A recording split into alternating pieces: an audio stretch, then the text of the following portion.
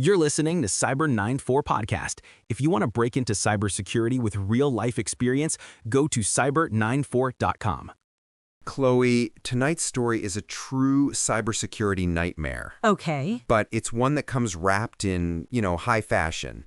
Imagine the customer lists of brands like Gucci, Balenciaga, Alexander McQueen. Wow. Now imagine them in the hands of a notorious hacking group. You don't have to imagine it, Ben. Right? Because it happened.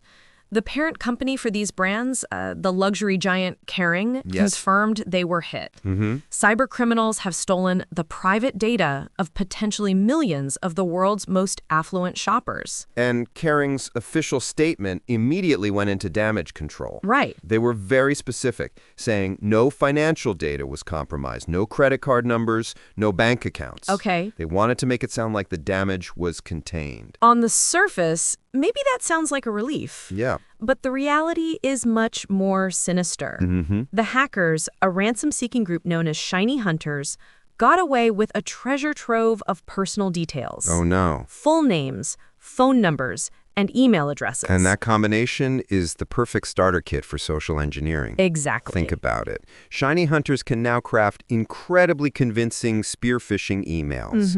An email arrives in your inbox looking exactly like it's from Balenciaga, addressing you by your full name. It feels personal. It feels legitimate. Right. You're so much more likely to click that malicious link or download that compromised attachment. Exactly. They're preying on that established trust. But Ben, there's a piece of information that was leaked that Kering conveniently left out of their press release. Oh. And this is where the story moves from a simple data breach to something far more terrifying. This is the detail that sends a shiver down your spine. Yeah. The BBC got a look at some of the data samples that Shiny Hunters posted on Telegram to prove their hack. And those samples didn't just show names and emails. What else? They showed customer spending habits. And the numbers are staggering. Right. In one instance, they had a record of one single customer spending $86,000. Let that sink in. Wow. A criminal syndicate now knows your name, your contact information, and a very precise measure of your wealth. The threat model just changed completely. Completely. So you're no longer just at risk of a phishing scam. You are now a prime target for extortion, for blackmail, for highly personalized, high-stakes fraud. Exactly. They can use that spending information to intimidate you. It's deeply personal and incredibly dangerous. And what makes it worse is the conflicting timeline. Kering's statement says they discovered the breach in June and acted promptly.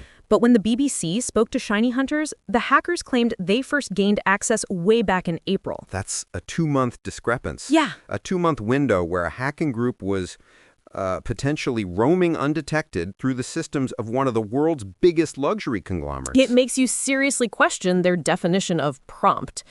And as the article points out, this isn't an isolated event. No. It's part of a disturbing trend. We've seen similar attacks on Louis Vuitton, on Harrods, even the massive cyber attack that shut down production at Jaguar Land Rover. Wow. It feels like no one is safe, no matter how prestigious the brand. It proves that in today's world, data is the most valuable asset. Absolutely. For these luxury brands, the promise of exclusivity and protection is part of the appeal. A breach like this shatters that illusion completely. Right. It shows that your personal information might be the hidden cost of that designer handbag. Now, here's a question we'd like you to think about. If a company loses your personal data, but not your financial details, Right. how much responsibility do they still bear for the sophisticated scams that criminals can now target you with?